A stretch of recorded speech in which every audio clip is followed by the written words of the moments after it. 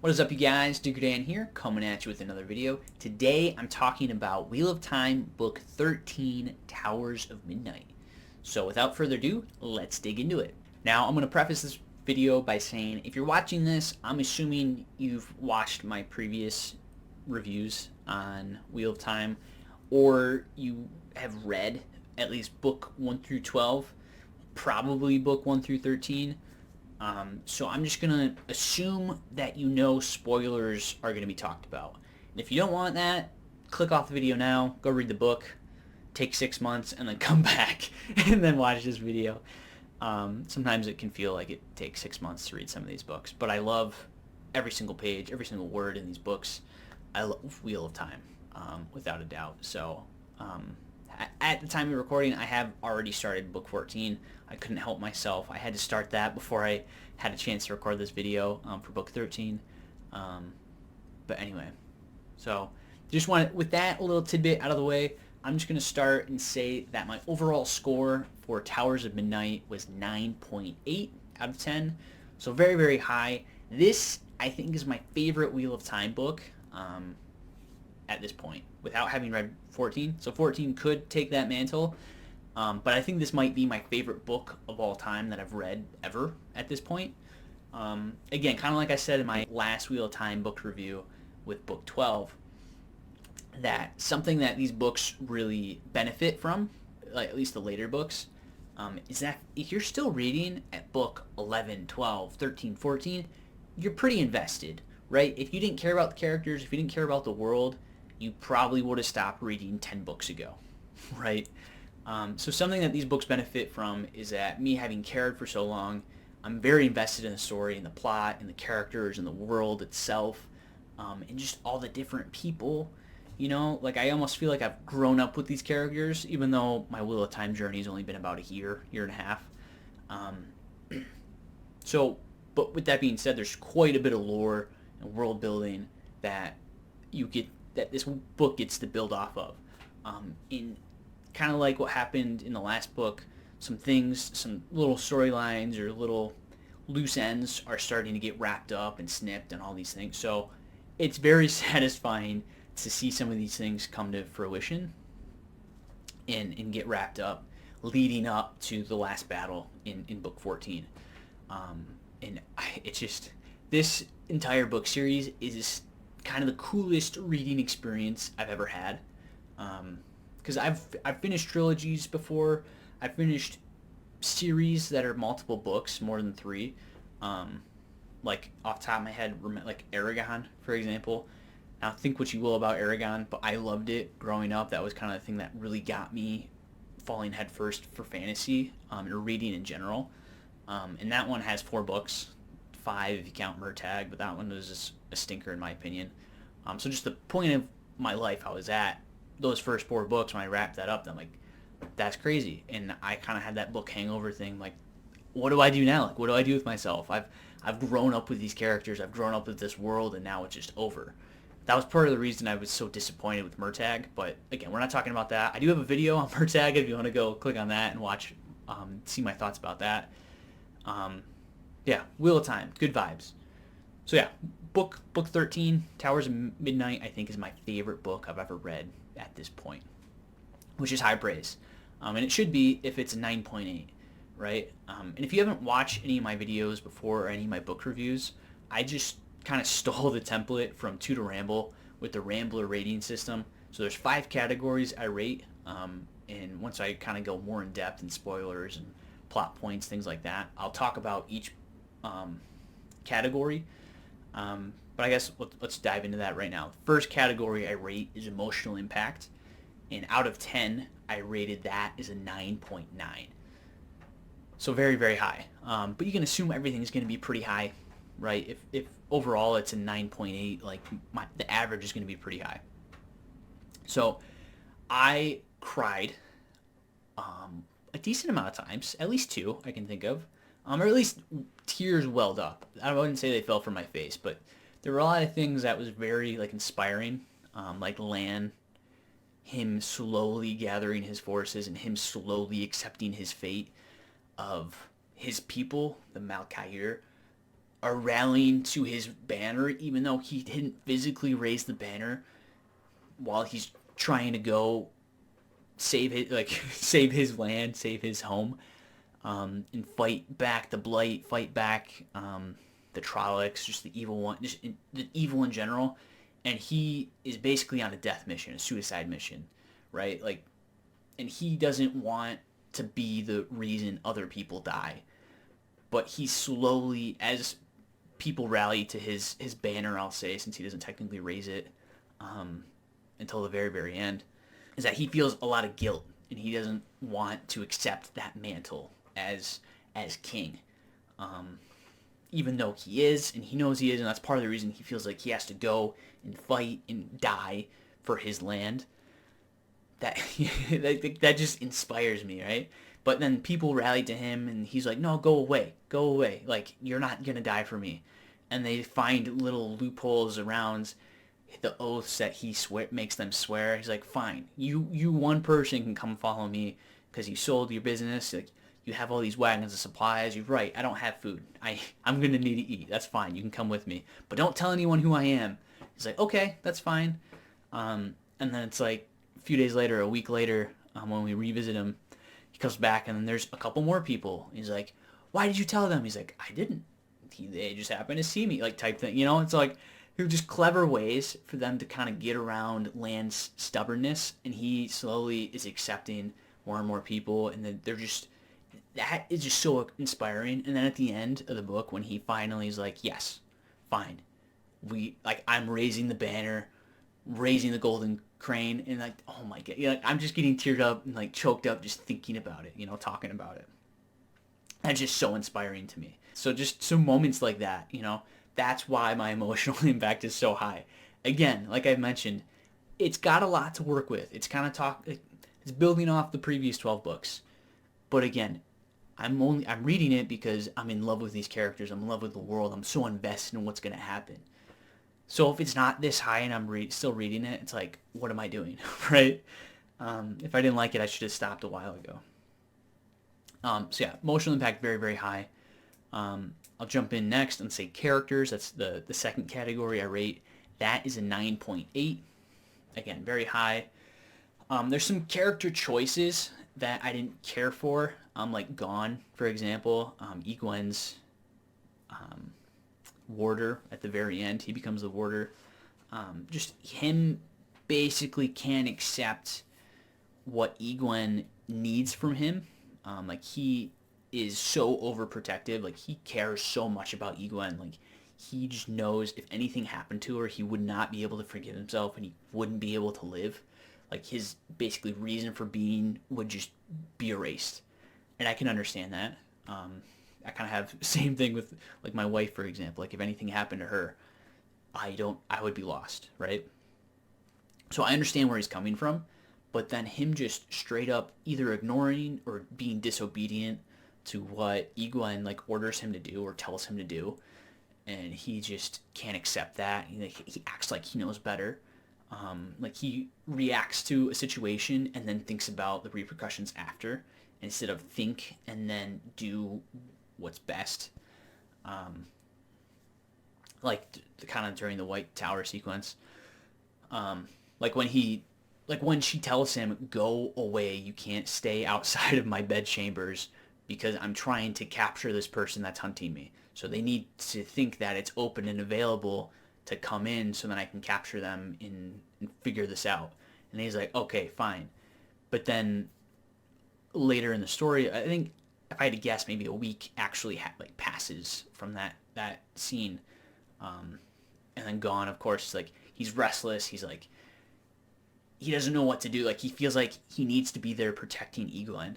And so he's like walking the halls and stuff, and then he's trying not to do it, but he's in his mind, and he just lets his feet take him where they will. And of course, his feet take him outside of her bedchamber, and he sees a shadow, and then he goes and engages it. And I can understand the reason. Like, he feels like he has to protect him.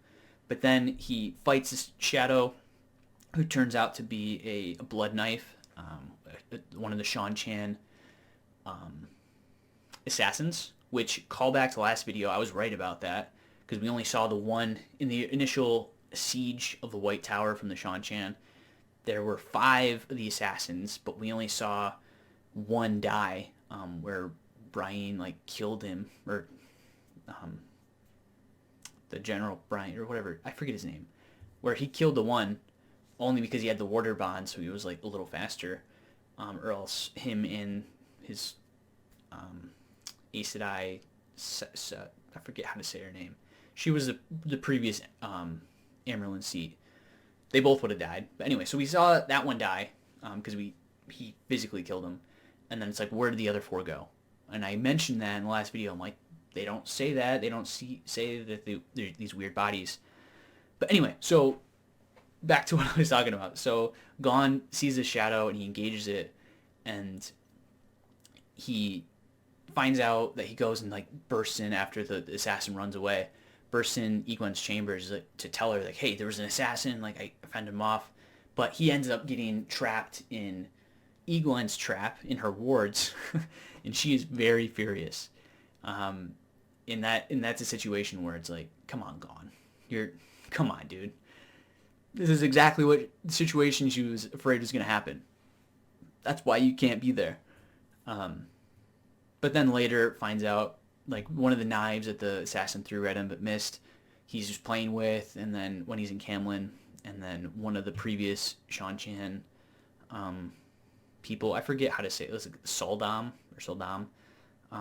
she sees it, and it's like, how do you have that? Like, that's only the assassins have that. And he's like, oh yeah, I was fighting him. And then she's like, that's impossible. So it is like kind of cool character moments where it just kind of shows how great of a master swordsman Gon really is. And we kind of see little snippets in the previous books. I think it was like 2 books ago, I forget the name of the book, when he was sparring with 2 of the warders when he was still the head of the younglings. And it was a few chapters later where he decides he needs to leave the younglings and go to Egwene, kind of set him on this whole little trip. But then even the warders are like, I can't believe, like, you're not even a warder, you don't have the special warder bond, and you're still fending off like 2 opponents just to yourself. So just little snippets like that like show how great of a swordsman Gon really is. And then later in the book, when it's 3 of the assassins are engaging Gon, and he knows that nobody's coming to save him because his 2 people that were previous younglings helped him out, and then he sees that there was a 3rd assassin that ended up killing those 2, and then was engaging Gon, and then Gon being able to fend all 3 of them off, even though they have the special ring, which gives them the special power to be more deadly, but even though the ring is slowly killing them, like poisons their blood. It just really cool. Really cool things happening, and then Gon actually managed to decapitate, or not, well, decapitates one, but incapacitate all 3 of them is the word I'm looking for. And he beats all 3. And again, that's something I love about this series so much, is that there's little seeds that are planted early, and then it flowers into this beautiful flower, beautiful something, where a situation like this where Gon, he's young, right? He's 18, 19, 20. I don't know if we actually know the age, but he's younger, a little younger than Egwene, I think, and I think she's about the same age as Rand, and Rand's like 22. So he's probably 18 or 19, right? And he's able to, it's just mind-blowing how good of a swordsman he must be to fend off 3 of these hyper like strength, hyper agility assassins, you know? So things like that happen. It just makes me, like, like I said, I was mad with Gon for not listening to Egwene and not doing what he basically should have, but at the end it still works out for him. It was like frustrating, but also satisfying at the same time, if that makes sense. So that's part of the situations like that make, in my opinion, why characters are so high at a 9.8 for me. Something else I want to talk about is Perrin. Perrin GoldenEye is my favorite character in the series. It's his time to shine again. He finally gets like properly trained in the World of Dreams by Hopper and a couple of the other wolves. And again, you kind of get those snippets even like book 2, book 3, where he first kind of gets into like being awakened is a wolf brother, things like that, and like waking in the wolf dream, but really doesn't know what it is. And we haven't seen him really in it for a lot of books, and now he's basically thrown headfirst in it, and like him and Hopper agree that he needs to be really adept in the world of dreams in order to be successful in the events leading up to the last battle. So the training sequence kind of went a little quickly, but it kind of made sense because he got it really quick. Like he caught on very quickly, and he knows what he needs to do. And just kind of that inner battle for Perrin between being a man and being the wolf was really interesting.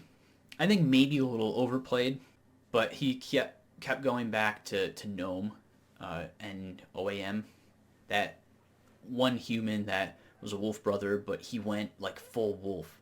And that's been in Perrin's mind, in the back of his head, for the last couple years. And that's part of the reason he was kind of hesitant to really go full wolf in the wolf dream, things like that. So just him really finding that balance in this book was just chef's kiss. It was amazing. Love to see it. Amazing character work, great moments. And then the White Cloaks, too. A little frustrating, but it finally catching up to Perrin. Back, again, book 2, book 3, where he ended up killing those 2 White Cloaks because they killed Hopper. It's so frustrating for Perrin, but it still works out for him because now Glad is, or Morgase's stepson, is now the captain commander of the White Cloaks. So now it's not just some mindless zealot basically trying to go after Perrin. But it kind of is, because it's 2 of his captains, 2 of Glad's captains, that remember the events, or kind of heard secondhand the events that happened with Perrin and him killing those 2 White Cloaks. And then I forget the guy's name. I think it's like Boem, like Boem.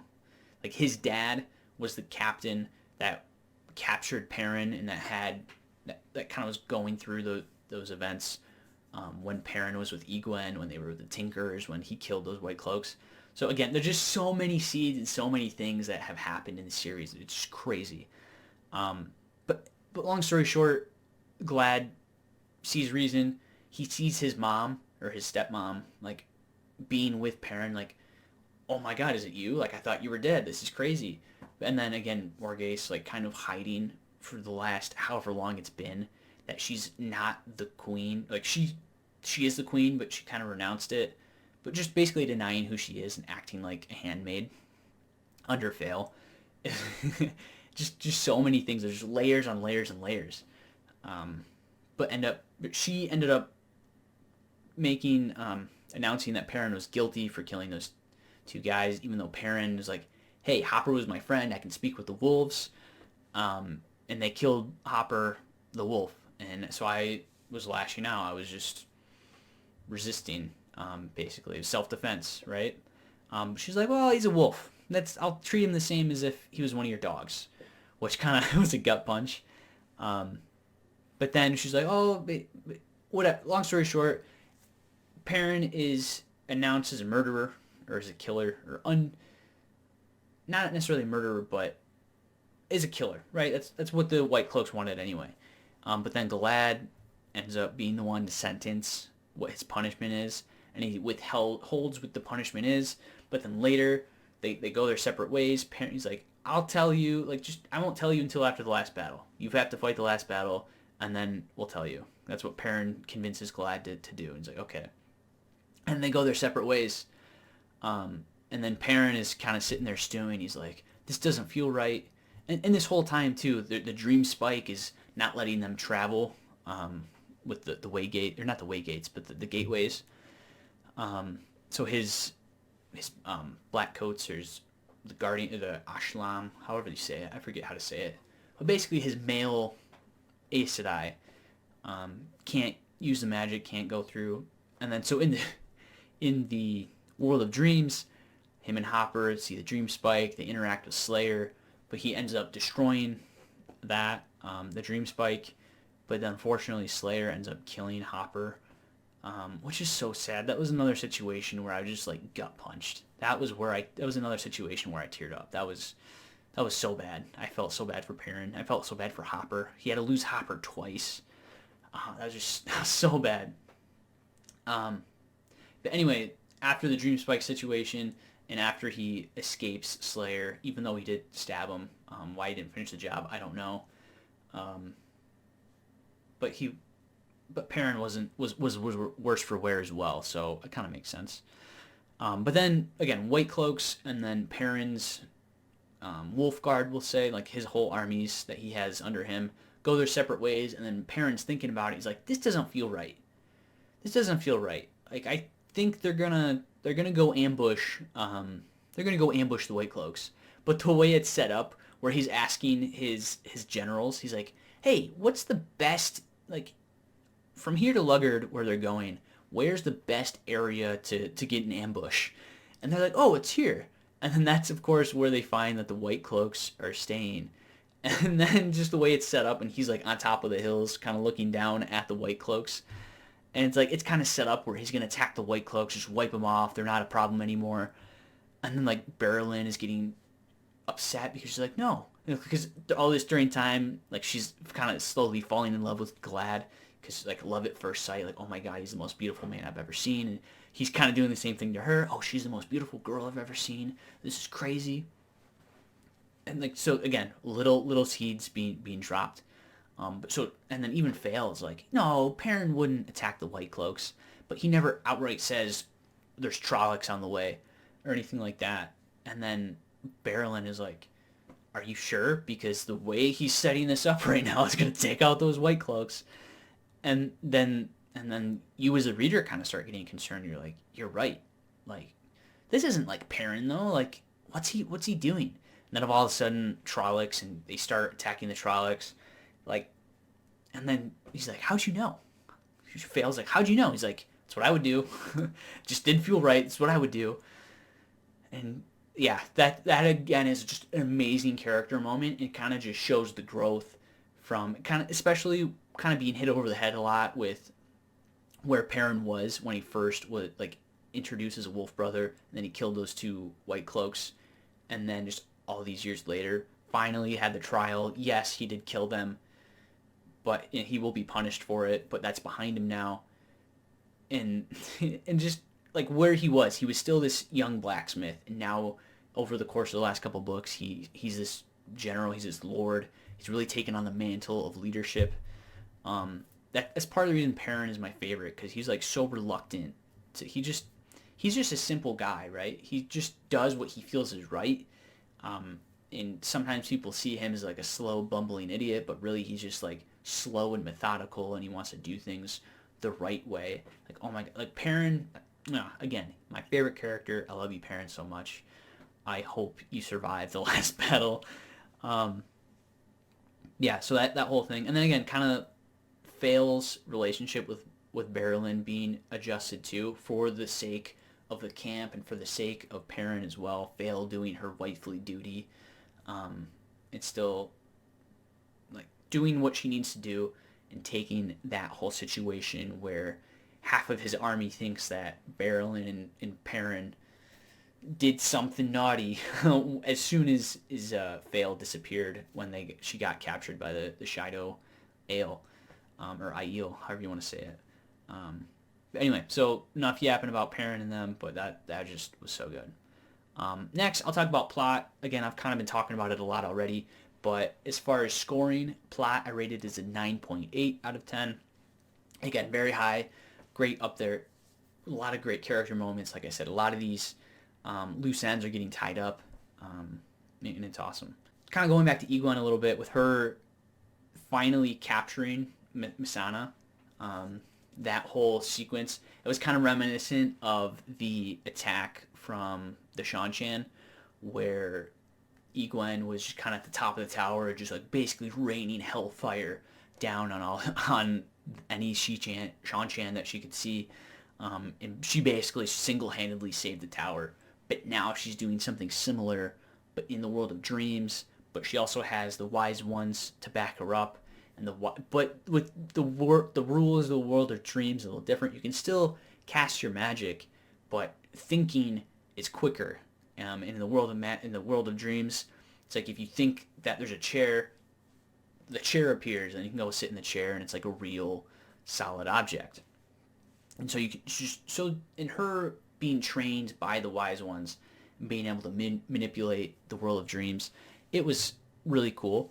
And we finally got to see Perrin and Egwene interact in the world of dreams. Ever since he was introduced as a wolf brother and he got to wake up in the world of dreams, there were little like seeds where it's like, okay, like you're not sure if it's the same world of dreams as like Egwene being a dreamer waking up in the world of dreams, especially when we don't really see Perrin interact with it too much, while Egwene, when she's with the Aiel wise ones, her being trained in it. But then finally we see that interaction between Egwene and Perrin. And again, before there's been little snippets where Egwene's in the world of dreams and she thinks she sees Perrin and things like that. It's just magical. Magical, love it. Love to see all these points connect. Love to see things wrap up, like I keep saying. But then also, while she's in the world of dreams, right before the attack happens, or I guess while the attack's happening, but she doesn't know what's happening yet. But her meeting with a couple of her sitters of the hall, with the wise ones and with the sea folk, and just Egwene finally putting her plans to fruition of trying to connect all these cultures that can use magic or use Sidar, excuse me, and like finally connecting them to the tower in some capacity, even if it's only 2 novices or 2 whatever from each culture, but still slowly kind of putting those strings on everybody so they're still connected somehow. That, again, good payoff, because earlier when Elaine and Nynaeve kind of make the bargain with the sea folk, and kind of unknowing what Egwene's plans, like, oh, they should be in with the tower somehow, in like them being protective of their own little like cultures, is really interesting. But again, the seeds are starting to pay off. One last thing I'll say about Perrin before we jump into somebody else is another really cool character moment was when Perrin was power forged his hammer when I think it was Nield, maybe the Asham, that like Perrin was just like, he just needed to clear his mind, he needed to do something after that battle with the Trollocs. Or no, it was even before the battle with the Trollocs. This is when he was thinking like, this doesn't feel right, and then he's just forging away, he doesn't even know what he's making, and then Neil's like, hey, I need a circle right now, with like the wise ones and the Aes Sedai around him, and he's putting this power into this hammer that turns out that's what Perrin's making. Him having this power forged hammer is really cool. And then through that event, and like while it's happening, that's when he's figuring out, okay, we got to go save the White Cloaks, basically. In that, again, I kept talking about Perrin. He's my favorite. It finally got to see a lot of him pay off. And then we saw a lot from Elaine and from Matt. Matt finally got to meet up with Elaine because Elaine's advisors thought that Matt's band, I think the Hand, or the Red Hand, I forget what they're called, were just another group of mercenaries, because that's what they were at some point when Matt was with some like different part in the world from his army. But then it finally, like Matt finally sent a letter and then gets to see Elaine, and they're talking about the dragons that I forget what her name is, like Aldura. She was like the firework person. I forget what that society was called, but she's like the only one that exists because the Shan-Chan basically wiped them off the face of the earth. But her basically making the dragons or the cannons, and Matt is just requesting the resources from Elaine, and just kind of their banter back and forth. It kind of felt like there should have been a sea folk person in that scene, just with how they were debating and bargaining back and forth. That was really good. And while that's a little after that happens, Elaine ends up capturing or securing the throne for Karhine. So now she has the Karhine Andor kind of alliance and her not tricking, but kind of playing the name of houses, or whatever the heck it's called, or the game of houses, with the Carhanians, where after her meeting with Matt, and then she gets the plans for the dragons, and the dragons are starting to be produced. She kind of shows her hand, or shows her force with the Carhanian lords. And so they're kind of maybe a little intimidated, or like, wow, this is really powerful. And so just all the things she does to kind of secure the Carhanian throne was really clever, and I like that. And it just really kind of shows Elaine's aptitude, if that makes sense. Like, she was trained by her mom really well, and by Lord Brian, or the great general. Just so great. And then at the end, Matt finally, it was hinted the last couple books, where we got to go save Moraine. We know where she is. We just got to go do it. And it's kind of, it kept getting teased, and then finally at the end of this book, they go to the tower and they save Moraine. But it was Matt, Noel, and Tom, those three. And just another point where I really teared up and I just felt so bad for the character was when Noel sacrificed himself. Like, it was such a good character moment. Like, it fits him. It makes sense. Especially when he officially reveals that he is Jane Farstrider. Like, there's snippets where you can kind of assume, you kind of make those connections where he's most likely Jane Farstrider, but he never outright says it. But then when he makes his final stand, he's like, Matt, make sure they remember Jane Farstrider, or whatever he said. And it was great. It made me really feel bad for him. And even a little before that, but kind of in that same chapter, was when Matt's eye gets ripped out. Again, he sacrifices half of the world, or half the light of the world, which is kind of clever. Like, obviously, once you lose an eye, you can only see half of what it is, right? But I kind of forgot that Ridley whatever, or that prophecy is what it was. Like, that isn't really mentioned until, or it was mentioned originally when he had, when Matt first entered this place, and he got his answers. But recently, until he says, okay, I gotta sacrifice my eye, basically, I kind of forget about that. So that's kind of more on me for not remembering, but again, it's still a great character moment, and I felt really bad for Matt, because I'm like, oh my goodness, like, how is this? Okay, and like, first of all, you lose an eye, that's a huge part of you, like, that you rely on vision so heavily. Like, sometimes when I get something in my eye, or it's like, there's a point when I did heating and cooling, and I wasn't wearing safety glasses when we were in like this really dusty basement or something, and I got dirt in my eye, and I kept trying to blink it away, and I couldn't do it, and it was like bothering me the rest of the day. And I go home, like, okay, I try to flush it out, couldn't get it, and then I go to bed, it's still in my eye, and I wake up and it's like even worse. I'm like, oh, okay, so I'm basically just holding my eye like this for the entire next day. And it's just like, you don't realize how heavily you rely on some things until it's not there. Or like for example, like if you have a stub toe, or like you like jam your finger, you don't realize, like your pinky for example, you don't realize how much you use it until it hurts whenever you try to do something with it, right? So that's, you kind of take that but bring it to the nth degree because it's your vision.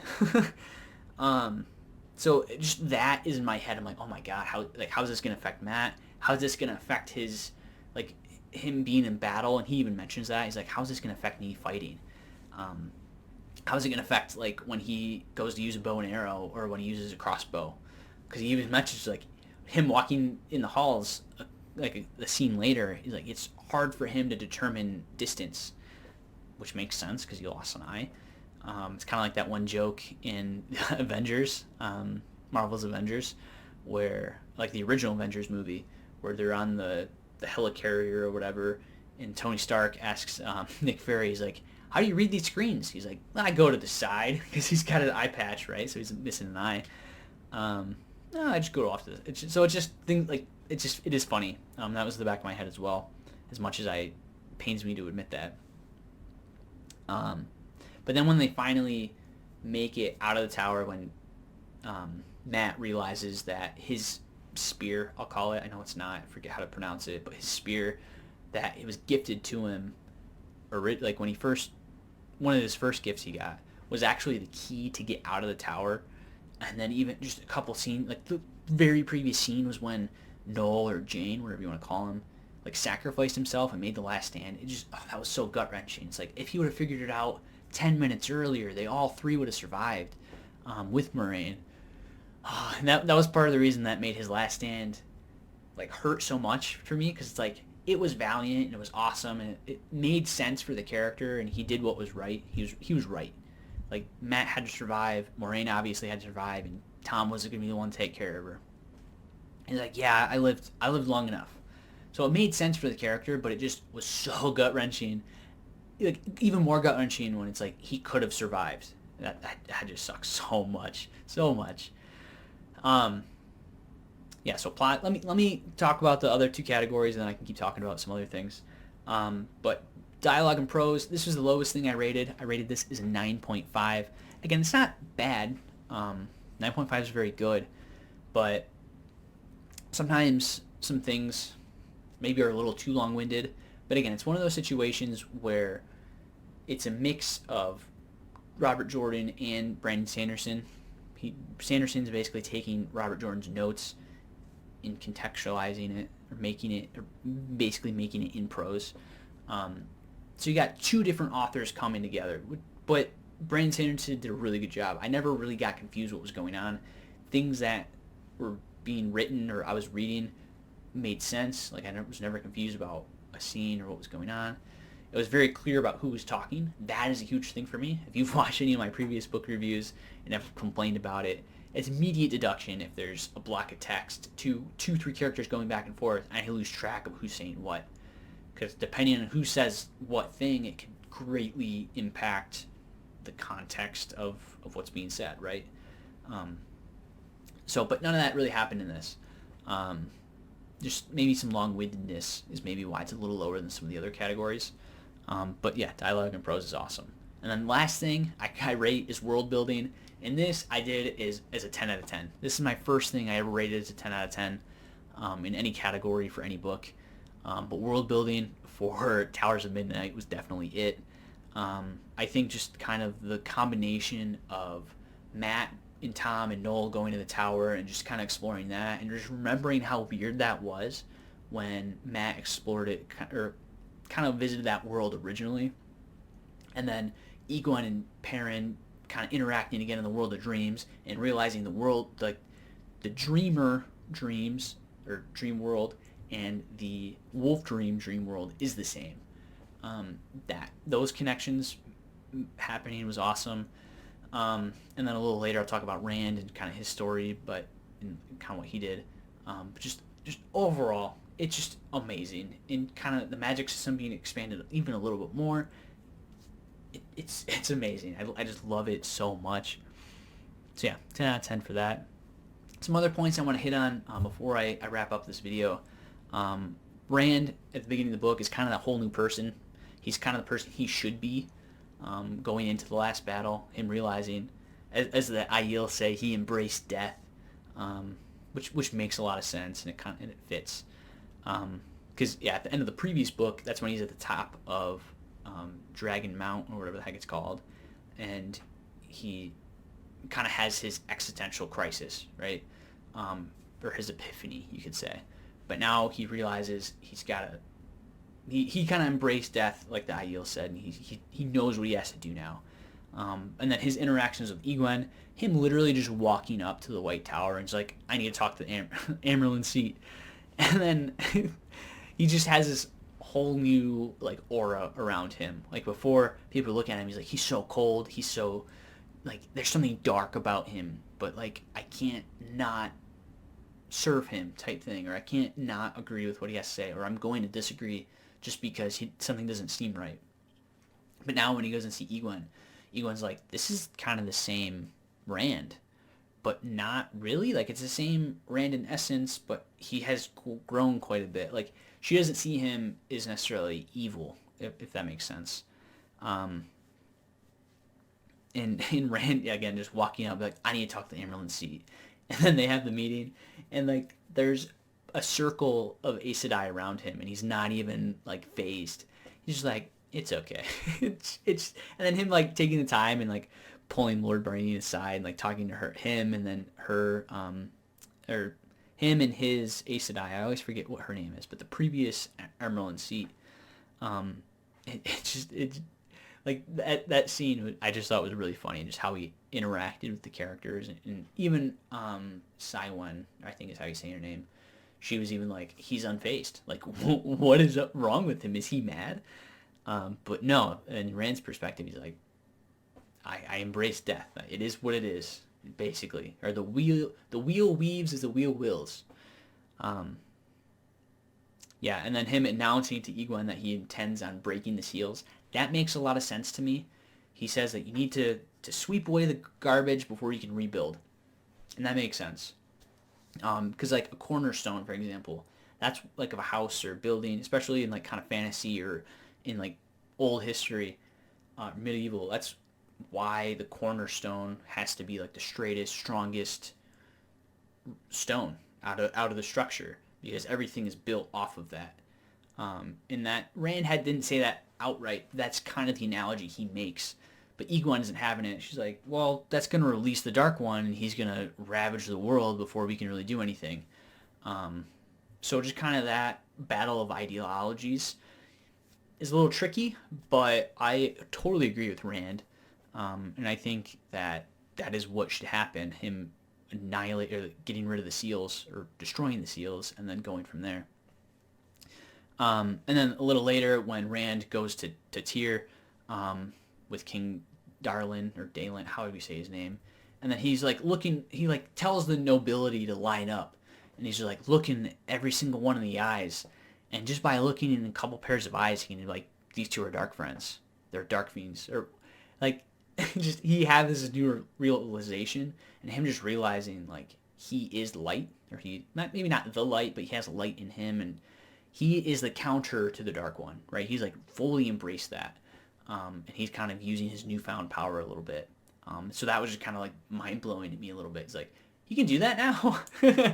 And then after that, he goes to Bandar Eben, that city, that country that he just kind of, in the previous book, he walked away from. He's like, all the food spoiled, sucks. I'm leaving. And that kind of left a really bad taste in my mouth before, like, at that scene in the previous book. But at the time, I'm also like, Rand's right. What can he really do? He tried to bring him food. He tried to do what was right, and the Dark One is kind of winning out on that one. But then after his epiphany, after him realizing that he's the counter to the Dark One, he goes and tries to make things right, which, again, kind of took that bad taste and made it taste better, right?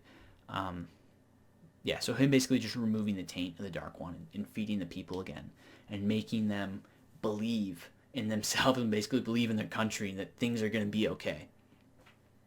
And then after that, him going to that borderland city, Maradan, where he sent Rodel, that great general. And all this time, too, we're getting little snippets of Rodel, like him fending off the Dark Army, basically, and then him slowly getting pushed back further and further. And then the city of Maradan itself is like isn't taking him in, and then it's revealed that the army, the standing army in the city, basically fought their own kin to let his army come in, and that again was just so gut wrenching. Like realizing that they see themselves as traitors, because by their laws that they are, they'll take the execution once the queen comes back. And then Rodel just keep getting beat down. And when he is in the city, and then the Trollocs storm through that opening in the wall, that whole sequence to me was really, really interesting. I love that. I love kind of that warfare stuff. And him basically trying to adapt. He's like, well, Rand's not coming. He promised he would come. I'm not getting any reinforcements. But then one of the captains that actually saved Rodel is like, well, you see, they got the signal fire over there. Like, there's help coming. We just need to survive. Because he was ready to just walk away, have his male Aes Sedai, I'll say. Again, I forget how to say their name. Like, just make gateways, or whatever. gateways and leave to safety. But then he gets convinced. He's like, no, you're right. We're going to stay. We're going to hold out for reinforcements. Reinforcements, unfortunately, don't arrive like that captain expects. And Rodell he's like, well, we got to go full scorched earth. We're just going to try to survive as long as we can, take down as many with us. And then when Rand finally shows up with Bashire and the other great lord, or great captain, great general, and then Rand himself just wiping out tens of thousands of Trollocs with the power, just crazy. Really good scene. And then, yeah, that was just crazy. And then finally with Avenda, his Aiel lover, we'll say, her finally becoming a wise one after making her trip to the Aiel city of Ruiden, or however you say it. And then her seeing the visions of the past and realizing what Rand said was true, when him revealing those things all those books ago. But then she feels like she came for answers, but she already knew the answers that she was given. So it really didn't answer anything. So she's like, well, I'll go through the pillars again. Let's see what happens. Or let's interact with the pillars. And then she walks through them again, and then she sees the future with her own children, and just how, yes, they survived the last battle, but the Aiel are basically wiped out from the Shan-Chan. The Shan-Chan just come and like obliterate the Aiel. And part of the reason for it is because of like the Dragon Pact, or the Dragon's Peace, that Rand thinks he's doing for good. So it kind of complicates some things politics-wise, but really it comes down to kind of the Aiel's like own pride, and the Shan-Chan's like ruthlessness, and it really messes with Avenda. And I kind of liked it, not that it messed with her, but I liked what it revealed, because it kind of opens more questions, kind of that I've been thinking already, like, okay, so after the last battle, what happens in the world? I guess it depends if it's a breaking, or if like a great breaking again, or how things end up. But say the map lines are all the same, the world doesn't go to complete garbage. What'll happen after Rand destroys the Dark One, if he does, or locks up the Dark One, if he does, or however that goes? Where does that leave the Ale, or the Aiel? Like, they left the waste. They're kind of comfortable, more or less, in the wetlands, or the wetlanders' land. So it's like, what's gonna happen? So Avenda's journey kind of starting to answer some of those questions, or really bring those questions to head, which I think is smart, and I like that. And I, like I said, I started reading the next book a little bit, and some of those are starting to get answered, a little bit. And the last thing I want to talk about is the Black Tower. For the last however many books, it's virtually been ignored by Rand, which I really don't like. I wish I know he's the Dragon Reborn. I know he has so many other things on his plate, but you would think that with how little trust he has in Taim, however you want to say his name, Taim, how little trust he has in him, that he would visit the Black Tower a little more and make sure that they're kind of loyal to him. But then when it's basically confirmed that Taim is a dark friend, or dark fiend, whatever you want to call him, that's like, oh well, shit. Now the Black Tower's in the Dark One's hands. Great. And that kind of just asks questions like, where's Logan, or Logain? He was kind of the one that was opposing Taim, or the Mahil, whatever you want to call him. So just kind of more questions being asked. And again, some of those are starting to get answered a little bit in the last book. I hope everything gets answered in the last book, right?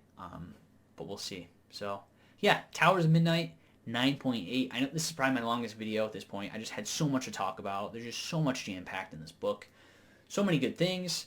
And I just can't wait to read this last book and probably have another 45, 50-minute video talking to you guys about it. So, let me know in the comments down below what you guys think. Are anything I say off base, or do you disagree with anything? Is there anything you guys are really excited for me to read in the last book without being spoilerish for other people or myself? Probably by the time I read them, I'd probably finish the book though. So anyway, but yeah, if you guys want me to review any specific books in the future, please whack those in the comments down below. I'd be more than happy to take a look, potentially to read them, depending depending how far down the TBR it ends up. But yeah, thank you guys so much for watching. If you guys want to see more from me, Diggerdan, please hit that subscribe button as well as a bell notification icon so you guys know when I upload each and every single time. And I will catch you guys in the next one. Thanks for watching, guys.